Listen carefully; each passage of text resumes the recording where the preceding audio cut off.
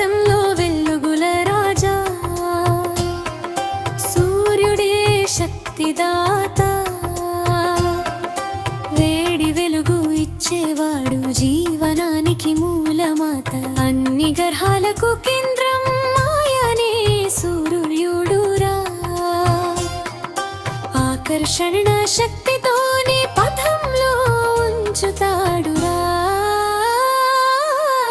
సూర్యుడి చుట్టూ గ్రహాలు తిరుగుతాయి వరుసగా, బుధుడు శుక్రుడు మొదలు భూమి కుజుడు కొనసాగగా, బృహస్పతి శని తరువాత